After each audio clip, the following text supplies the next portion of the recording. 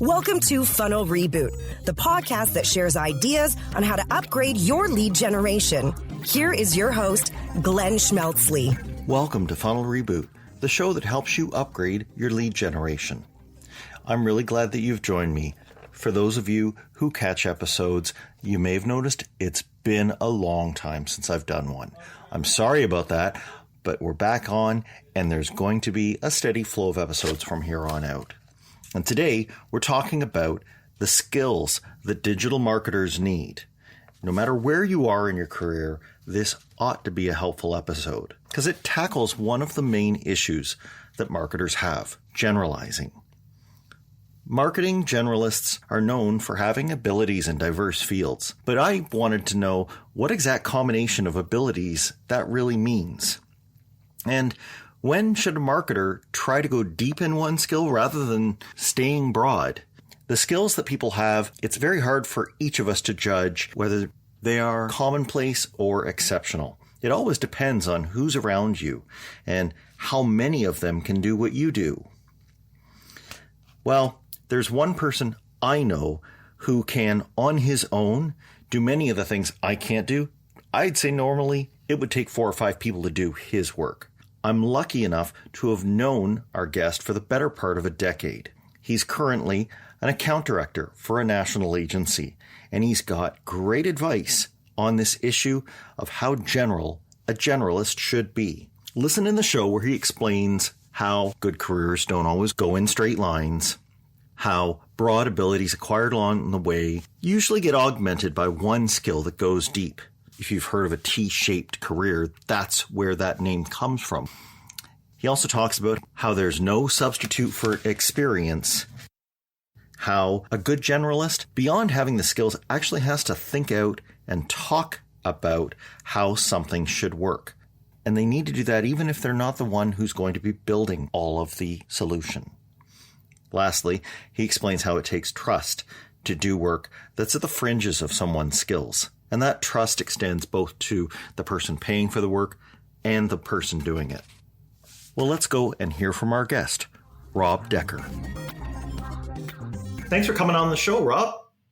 My pleasure, Glenn. Thanks for having me. Yeah, thank you. And I am very glad that you're here because I want you to help me sort out something that I've been struggling with. I struggle with a lot of things. But I feel that marketing in particular has a problem that not every profession has. The problem succinctly is that we have a tough time defining what it is we do. And we can do many things. And the marketing world of today, at least for generalists, requires that they be able to do many things. But that doesn't necessarily mean that that's going to equip us for what we need down the road. And it doesn't necessarily help when we try to figure out how to use people together in this more and more fragmented world of digital marketing. So I think you are a great example of a person that I can turn to help me with this. And maybe where we could start is by you giving just a little bit of your background with skills so that people can understand why I've asked you to come on to talk to us about a broad set of marketing skills. Sure. So my background is not linear whatsoever. Moved around to a couple cities throughout Ontario. Started in my 20s doing sales and lead generation over the telephone, call centers. I've kind of done it all. I started a business when I was 20 to do lead generation. And it was actually a small call center, calling local people to find out when their insurance might renew so that my client can call them at a young age into customer service and sales.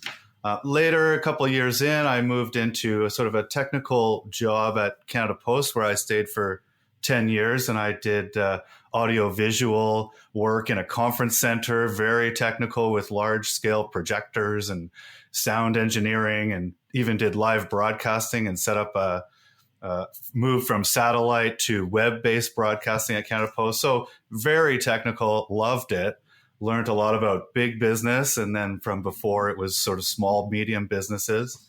Then I went back to school for sociology, which really is critical thinking and philosophy and really deep thoughts.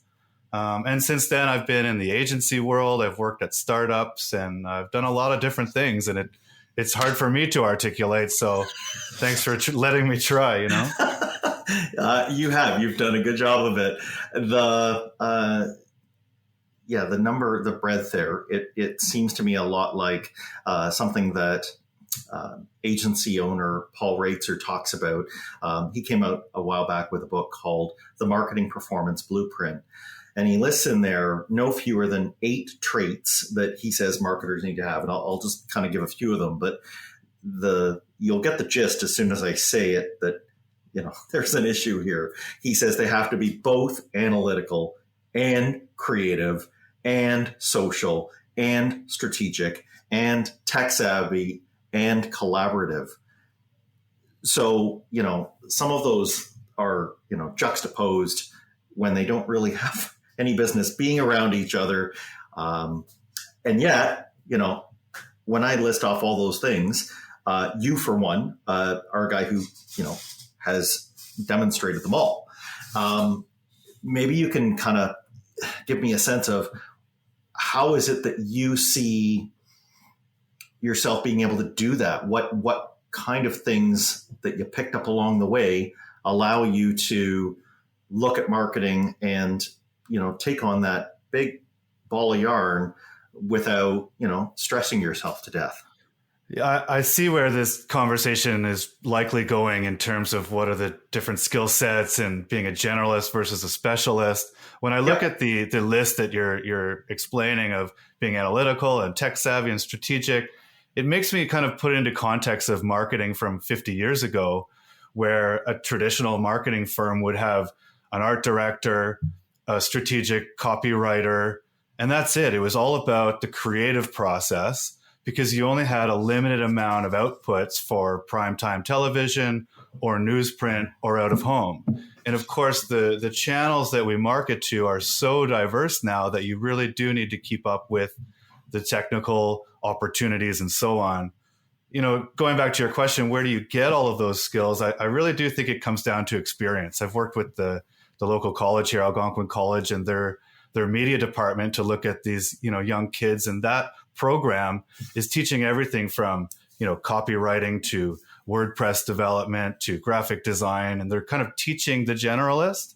But at an early age in life, I don't know how good you would be at any of those. It's sort of the 101, right? So not to talk negatively about college programs, it's great. And I want young people to be exposed to a lot of things to find what they truly love and so on.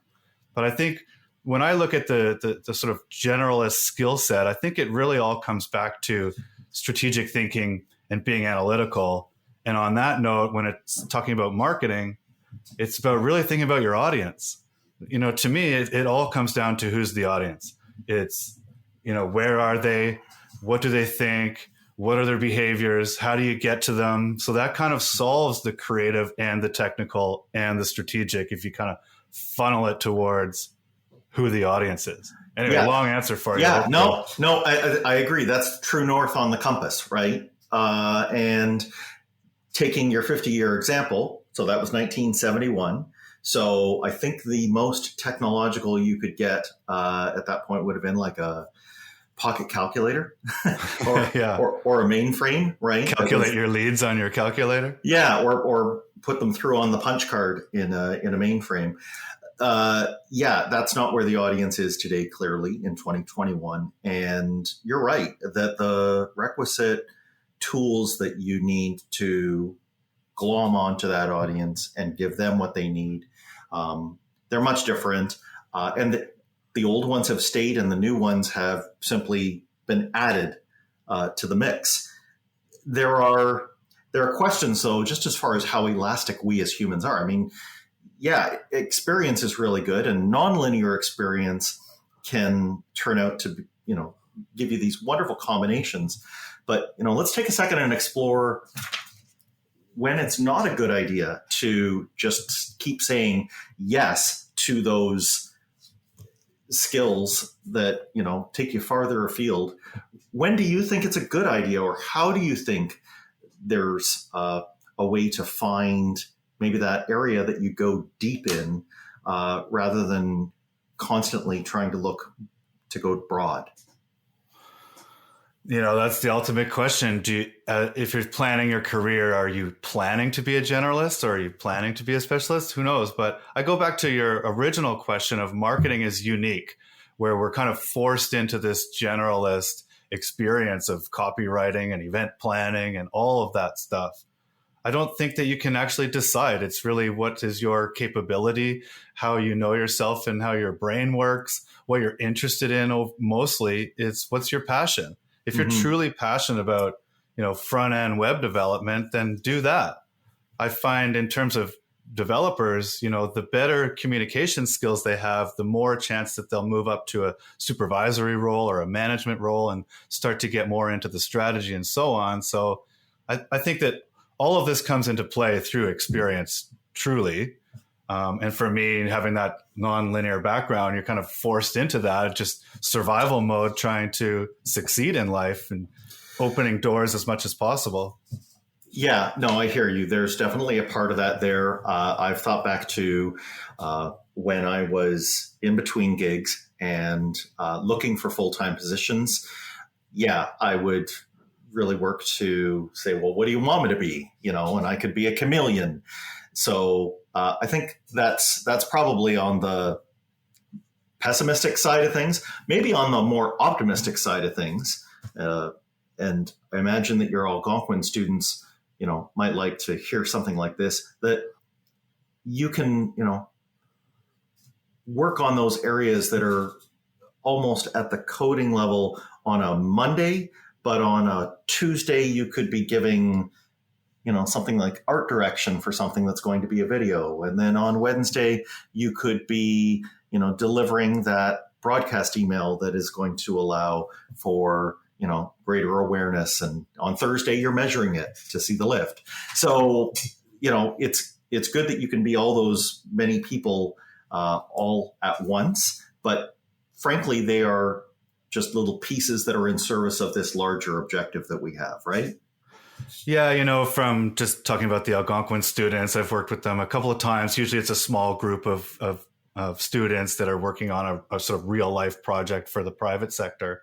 And putting it into context, I feel like, you're exposed to coding, you're exposed to writing, you're exposed to graphic design, even at a later stage in your career. It's also knowing when to bring in the expert. So if we're marketers and you're the one in-house marketing guy or girl, you're expected to do it all, but you also need to know where you draw the line at your expertise, when you need to bring in a freelancer or an agency or an intern or an art director. So yes, we can try to do it all, but can you do it really well? My past, I was making videos, as you know, Glenn, we worked together a long time ago on some video content. Yeah. I was okay at it. I don't think I was great at it. I knew theoretically what to do, but my implementation of it just needed more experience. But I can do it. So you can make a video for $500, but you can also make a video for $10 million. So yes, you can make video. Are you lying on your resume if it's not, a 20-year career in Hollywood? So that's what I think in terms of a generalist. Yes, you can check all the boxes, but to what degree? Yeah. Yeah. So quick aside on that, just on video, it's coming towards us. The proof point I have is that I got a message on LinkedIn yesterday, and now LinkedIn is asking us, they're rolling out a feature where you're just holding your phone on in front of you, and they'll let you record a 30-second video that is like going to be on your profile and goes right inside your profile pic, and it's a quick introduction to you. So you're right, it comes in all shapes and sizes, and we have to have an amount of familiarity with it that's commensurate with how big the job is. So no, that's not the $10 million video. That's I had 3 minutes and, I had some decent lighting, and I did the 30-second video, maybe after 2 or 3 cuts, and takes, I got it done. Right. So Video is an interesting thing to me to look at what we're talking about of this sort of evolution of marketing from 50 years ago to today. I remember when YouTube kind of got moving in, I think it was like 2005 or something. Yep. In my lifetime, it doesn't even seem that long ago, but incredible how that's changed the world. But what I think is important from that change is that the quality and the expectation of your audience has gone down. What used to be that $2 million primetime 30-second commercial that was, really expensive to make is now, 25 cents per view. And the audience is okay if the audio is a little rough and the editing's not perfect and you're using templates in After Effects or something. So we can get away with a more grassroots feeling of video, which is an amazing thing. So now, like you say, you can record on your phone and people aren't questioning the quality of it all the time. If it's a big commercial, then yes, but. Yes. And I mean, this is a really important point. How do I put it? The depth to which something, that actually is a good and a bad. Let's jump back to 71 for a second here. So, I love your time frame and I'm going to use it. So I was actually alive in 1971 and you were probably not that far behind. Okay. Yeah. But like in that era, I can identify completely with what you said. To have something that was shot, I mean, that would be something you would see in a theater, or I can't believe I'm saying this, but that, Walter Cronkite would be, throwing to on a news broadcast. We only saw the highest, most produced video. We didn't see a shaky phone cam. Yeah. And yet us digital immigrants of my generation had better get with the program that this is the way that video now is. The, millennials, the Gen Zs, they are just used to this. And so for them to say, I can, quote unquote, do video, they mean it, but they don't mean automatically the kind of video that was out there when there were the 3 channels on TV. Yeah. Right. So you're captivated audience too, right? It was mass marketing before, and obviously now it's very niche. Yeah, if it's going to be seen away with that. Yeah, 10, you can get away with that people. Production. Yeah, that's right. You can get away with it if there's only 10 people seeing it, and if it's maybe only one person seeing it, like a personalized message. The fact is, you don't want it highly polished. You just want that authentic. Here's me talking. You said digital immigrants. I haven't heard that term, but I like it. It's reminding me of where we're at in our careers and our life, of remembering a time before the internet and then adopting that. So we're in that unique generation where we've had best of both worlds that I don't know if millennials and Gen Z or wherever at. I think the next one is the alpha generation. I don't even know. I'm lost. But, I think it's pretty unique for our generation to have those two worlds, because my parents, I don't think they know how to use an iPhone even, So right. I think we're fortunate enough. When you asked me about my background and my starting point in sales and customer service, that was real sales, real customer service before you had the ability to hire someone like you, Glenn, to generate those leads and tee up a sales team. So soft skills and hard skills now, being able to produce a 30-second spot in one day and getting it up on the internet is an amazing skill set for anyone to have. Yeah. And it's, to me, again, it comes down to the creative, not so much the technical approach, because the technology is becoming easier. It's just knowing which technology to choose.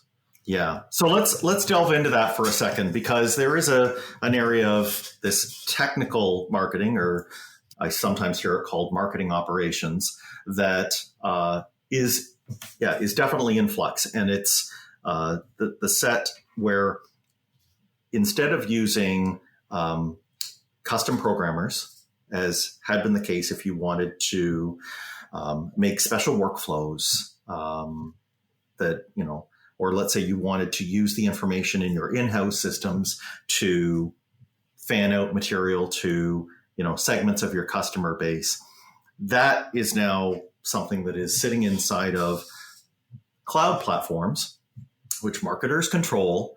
And those cloud platforms not only allow you to have a say over, who in a database gets what, but they're even now stepping out into letting you customize basically the front end. And maybe you want to give them a questionnaire, or maybe you want to have a certain sequence of pop-ups on a website, and it's dynamically driven. And this is now possible because of no code and low code solutions. They are doing nearly the amount of work that you used to have to go down the hall to your specialist to get done. And they're something that a marketer can do. But I'll come back to it.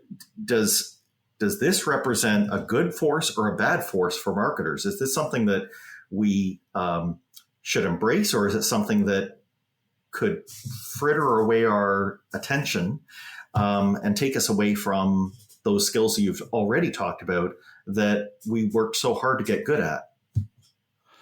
That's a big topic, Glenn, and a really good question. I think on the one hand, we're talking about the technology, right? As marketers, we're having to learn new tools and technologies, but you're also referring to some of these technologies being built for us by, companies like HubSpot and MailChimp and you name it. So they are offering us these low code, no code, subscription-based services to play with. I think at a high level, you think about what is marketing. It's finding your audience, converting them to customers and prospects and so on. It's such a competitive space that before the internet, just to go back there for a second, you're still competing against all your competitors. Today, we have millions of tools and we're still competing. So I feel like we should be focused on the outcome of our activities rather than the inputs, right? It's the old work smart, not hard type thing. Yeah, I think all these tools are great. I don't want to have a marketing team or a creative team being bogged down in coding, lines of code to segment an audience and A/B test something. So great, that's done for us, and I see that in all aspects of video production or virtual reality production or any type of creative product. There's big companies like Adobe and Google teeing this stuff up for us, which is amazing.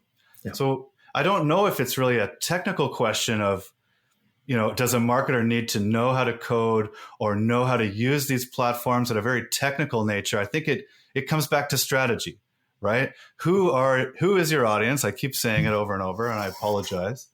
But how do you find them? What tools do you have that's available in order to start segmenting that audience and building that funnel?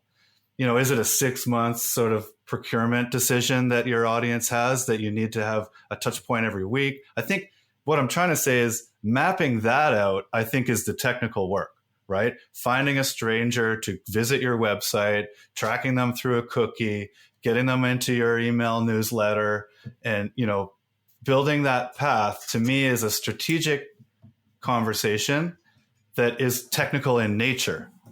But building the actual process, I don't know if that's really developer status coding. It's, having that architecture in place to be able to implement, I think, is where my head goes. I hope that makes sense, Glenn. Yeah, it does actually. And I think the special challenge that is presented once you put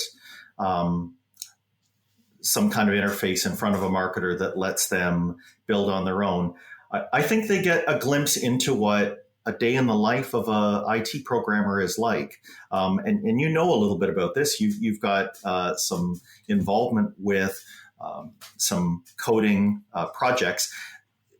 Like an IT developer, they have many, many things that they can do, but the only thing that really helps them is understanding what they're supposed to do. And, if let's say they're building an experience that a buyer is going to be interacting with, and maybe to help them understand how, something that they might buy would help them, that it doesn't matter all the things that they can do. They want to narrow down quickly to what is the most efficient way to provide this thing that somebody cares about. And I think this is, at least it's helped me whenever I've gotten into these technical things, because as a marketer, if I keep to that pattern, all the stuff about, oh, you can do this and you can do that, that kind of falls away. Your words that really stuck with me there were mapping. And for me, to be able to map something and to have a conversation or even sit in front of a document and, get it out on a page, I have to map out what it is I want to happen and the logic by which this campaign or experience that is being built, the logic that dictates how it runs. This is a big conversation. I'm going to look at it from the developer perspective of building websites, building products, building apps. I'm currently working at Spark Advocacy. It's a public affairs advertising firm. We build a lot of microsites and landing pages to, use for campaigns and track audiences and disseminate information, etc. But I also am an advisor for a development company called Pink Robot. And we're a team mostly of developers, a couple of marketers and strategists. It's, only a year in. But overall, in the last, 5-10 years, I've probably built hundreds of websites, corporate sites, e-commerce, a couple of apps here and there, even some virtual reality experiences, which are pretty cool and very technically demanding. What they all have in common is, like you say, and we're talking about, is proper planning, that mapping out the architecture. But what you had said earlier about the developer perspective is, what we're building. I think it's critical, the planning stages in any website or development job, to determine exactly what it is. Because developers are logical people. They don't want any loose ends when they start coding, because if you add, I always talk about an analogy of like a house, right? You're building a 3-bedroom house with a garage and it's almost done. And then you tell your architect or your engineers, I want a 6-bedroom house actually. And you can't actually do that. So it's not just the question of what we need to build. What I like to do with developers is tell them why we're building it, to give them a little bit of that creative freedom, right? You're trying to sell events or courses on your website. Explaining why we're putting a website slider here to drive traffic to this. I think the context helps. Not all developers want to know why. They just simply want to know what's expected of them. And I can appreciate that a lot. But you kind of have to look at your developer team and understand, who's more interested than others, to understand where they can add some more value to it and come up with better ideas, which is an amazing thing. But anyway, the development side of things is really interesting, and it takes planning, just as a marketer planning your campaign. Yes. Map it all out, have no surprises in the end, and that'll help you manage your client's expectation or your boss's expectations. Anyways. Yeah, no. And let's kind of take the agency side for a quick second, because one of the things that becomes more important in an agency world is it's also present in a brand environment. But it's exactly this notion about what the IT person noticed as they were collecting, the what you need and the why. If they make just a few subtle changes in how they do it, they can set it up to scale. And I think this is something that it should never be far away from a marketer's mind.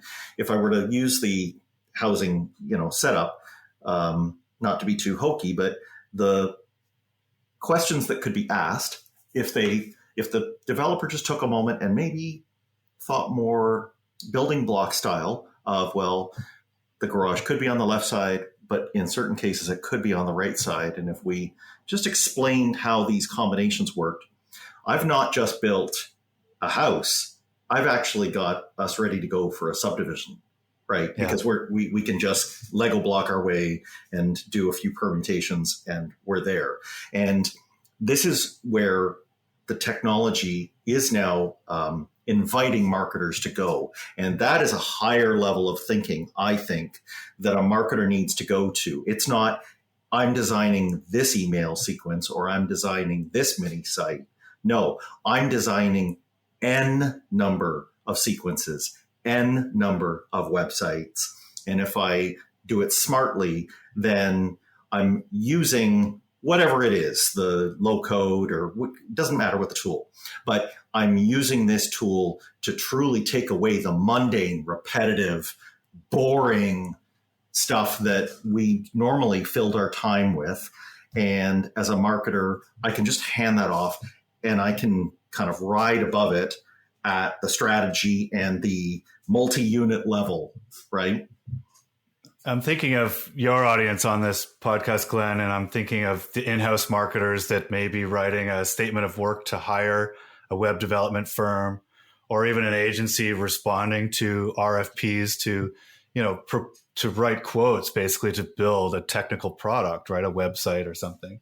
Yeah. And I think what ends up happening is, here's our requirements today, right? We need 27 pages and we need this functionality and we need a calculator here. And this is what we want in the footer.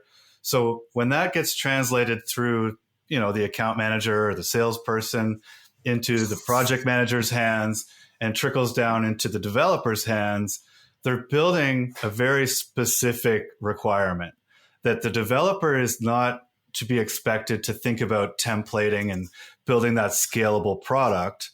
It really comes down to the client and the project manager, account manager, to have a good trust and understanding in each other, to know that this feature set that we're building will want to be expanded on in 3 years when we expand into this area. But you don't write that in your RFPs or your statement of work or your requirements. So I find, if we're talking about websites, it's a really unique type of business because you don't know what's needed, right? It's unlike the house example where you can add another garage later if you buy the property that allows you to build that garage. So I find web is an interesting beast. Yeah, that's a good point. And from your perch inside of an agency where you've got your specific role faces accounts, and then you're working back internally with groups, you can see this.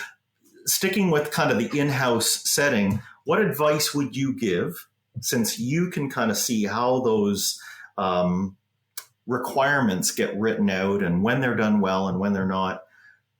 What do you recommend that person writing up the job description, or maybe the manager that is trying to figure out how to resource their function, what advice do you have for them on knowing how much work this is going to take? We can't take for granted that they're going to be a marketer who rose up through the ranks. Maybe they're just a journeyman manager who has marketing people, doesn't know at a granular level what they do, but needs to figure out how many of them are needed. That's a big question, Glenn. I love it. This is something I think about every day, of managing expectations, right? You and I both have different types of clients, different personalities. I said earlier, trust is a big one. Usually if it's an RFP, you don't have a relationship at the start and you're submitting a proposal and trying to build upon, your approach and your personality, and this is how we work, and you're trying to explain it to people who may not have the experience or the technical skills to understand. I'm thinking about writing a proposal for an app, which is, very technical in nature, but it can even just be a marketing campaign for 6 months, which is, design concept and targeting plan and, timeline of what we can expect in terms of results. But people don't know the process, right? So explaining your process in an easy, understood way is what agencies and freelancers need to do for the marketers or the person purchasing your services. But I think it's also, the other part of this is, when you are looking for support, right, a lot of times people are looking at the end result, right? They want leads, they want a better website, they want, their audience to think better of them and build their brand. It's the outcome that is the most critical measurement in the end. There was a UX designer who I love in New York. He said, there's only one deliverable that matters, the final deliverable. In my world of building stuff, right, you're delivering a script, you're delivering a storyboard, you have revisions throughout. It's a long process for any project. How do you make it easy for the client or the in-house marketer to follow along and know what to expect? But the last thing I want to say on this subject is, specifically with websites, and maybe everything, I guess, but you can buy a Honda Civic or you can buy a Porsche 911. Right? It's still a car.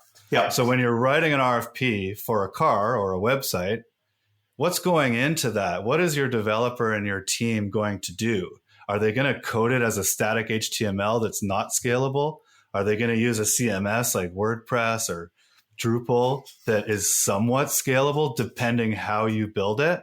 So I find most people in websites that are purchasing website services, they don't know exactly how you're going to build it and what that back end is going to look like for them to be able to manipulate it in the future. But I mean, I could go on. I gave you four different perspectives to one question. Sure, but maybe if I could boil what you just said down, it's be nosy, right? Like ask those questions, even if you don't understand the individual terms, right?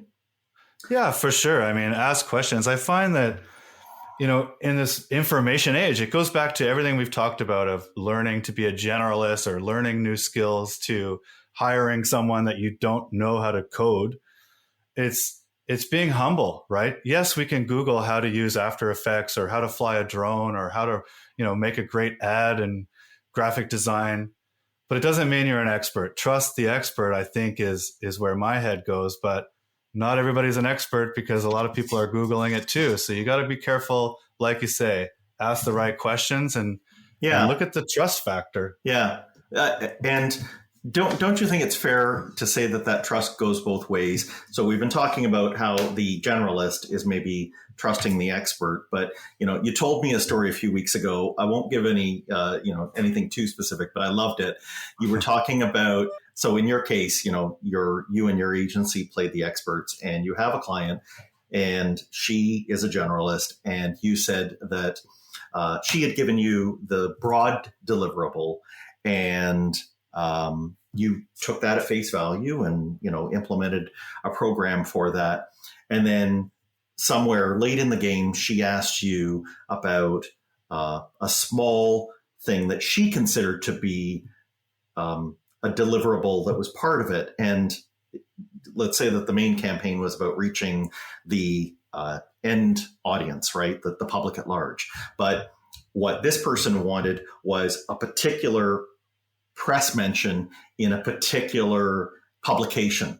And that niche publication isn't read by the public. It's read by that person's peers and the stakeholders in their organization. Yeah.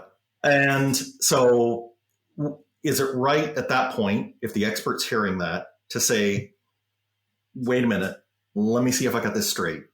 You are kind of bundling inside of this thing that has a very clear objective, something else that has no part. And do you push back? Do you try to understand maybe it has a tangential, relationship as part of the final deliverable? How nosy can the expert be? Yeah, there's a number of ways we can look at that type of thing. What I would say is things change, and I get that. A lot of agency models aren't somewhat flexible to change, right? You're being asked to spec out a project, like even if it's a construction project, right? Build this bridge. We talk about houses and cars. I find in the world of marketing, and especially as an agency, you need to respond and say, this is the scope of work that we're going to provide. Yeah. I love to be flexible. I'm more than happy to be flexible. If you decide that we're halfway through building you a new corporate website and you decide you don't want to do it and you'd rather change the brand and do something else, great. I love that. But you can't sort of hold people's feet to the fire and say this should be included in the cost type thing. So, I appreciate your example of not spilling the beans on what we were talking about, but things change. And I guess it comes back to that trust, right? We're going to build you this car. If you change your mind and you want to, add a second mirror to the trunk, fine. But I actually need to hire someone to install that mirror and buy it from another country because it's not in stock, Yeah. Anyway, stupid analogies, but things change, and I'm happy to do that. I want to be able to change on a dime and advise my clients. Maybe what we thought 6 months ago is no longer relevant to you as your, the chairman of the board stepped down and now you have this issue and who knows? Right. So flexibility has to be on both sides, but I think what you're getting at is the technical nature. Sometimes people don't actually know the inputs of what you're doing. So they perceive, adding this calculator to the homepage should be an easy thing to do. except they forgot that there's 10,000 data points on an API that needs to be connected to it, and Right. blah, blah, blah. It goes on. And it's hard to explain sometimes without even sounding defensive, but it's a big topic. Yeah. I feel for not only the, let's say, the leader in that company or the purse string holder, but I feel for the people in the marketing team. So I was, I guess, spoiled. I had a experience similar to you at Canada Post, where early on in my career, I spent many years at a place that had call it a marketing department that was straight out of central casting, right? So it had the specific skills, and we knew what each person did, and our teams, the turnover was low, and we kind of stayed in our swimming lanes. But that's not no, that wasn't the 1970s. That was the late 90s, early 2000s. Yeah. But in the 2020s, I don't think that's what we're facing. And this thing about changes happen. I think we need to be prepared that there will be new people floating into and out of our marketing sphere. So if I'm a couple of years out of school in a company, I think it's important even for me to be prepared that I'm going to see some agency or a special IT web dev entity float in, do something. Maybe it was just a gig. They float out, and different people shift roles. And I need to not freak out about that. But I also need to look at each one of those things as a chance for me to be exposed to those other areas, because that may be part of my future direction. Don't you agree? Yeah, I mean, you said it, right? The gig economy is here. We're at a later stage in our careers that, we're working hard to stay current and keep on top of all this technology, which is exciting. And, but ultimately it comes down to resiliency. You'll probably recall that, my parents used to say they would have one or two careers in their lives. Right. Actually one. I've probably had like 25 different jobs in the last 20 years, right?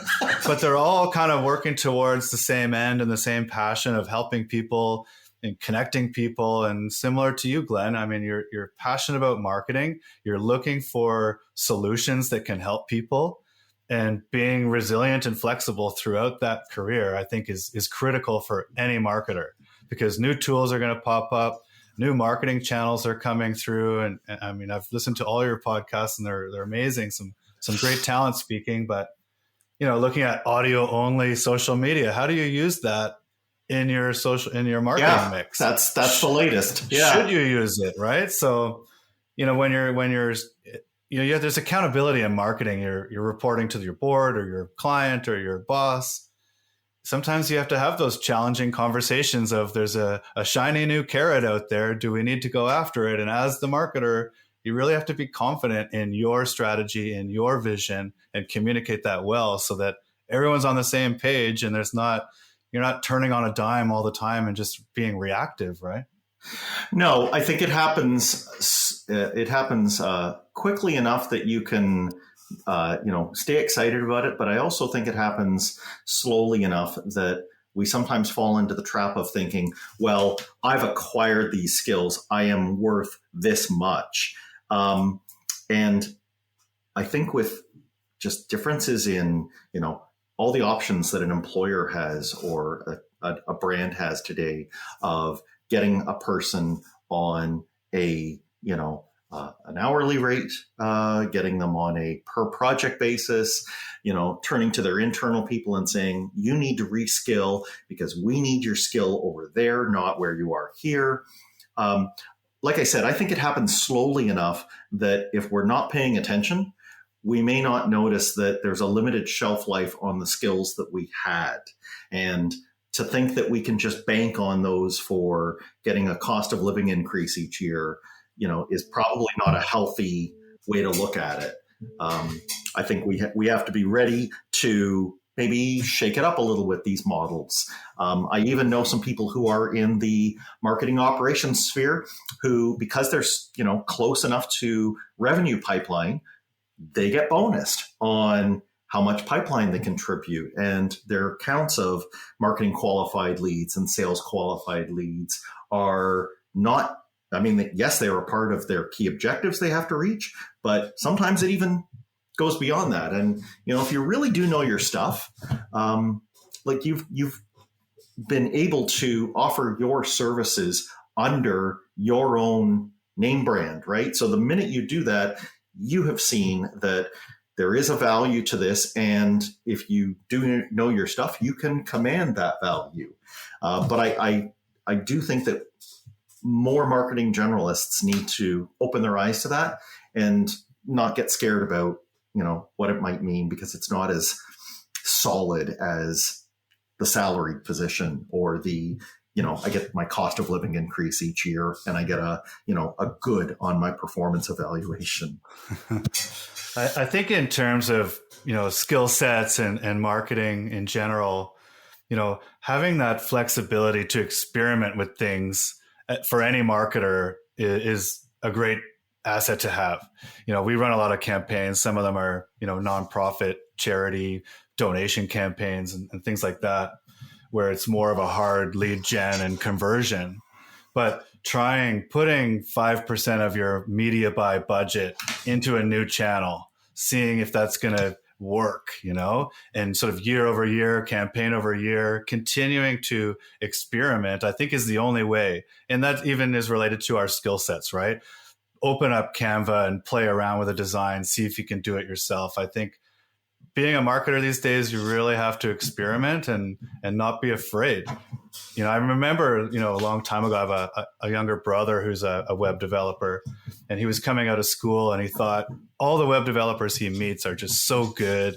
And, he's just overwhelmed at how far he needs to go in his career to be an expert.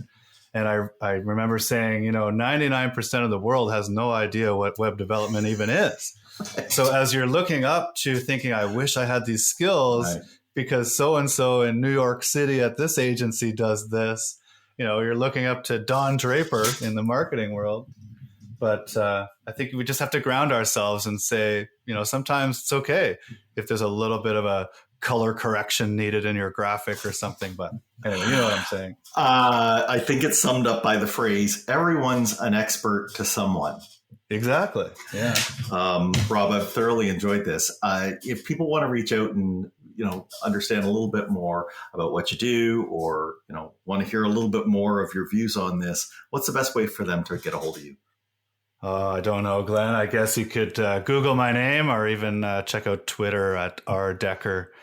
But open to anyone wanting to chat about marketing or video or websites, anything like that. Love to meet other marketers.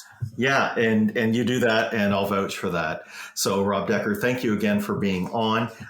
For those who have listened to the end, I want to thank you so much for doing that. And I just want to remind you that if you want to subscribe so you hear each of these, please go ahead and check us out on the Apple Podcast app or any listening app that you use. And please think of somebody you could share this with who might be at the early parts of their career or is at an inflection point.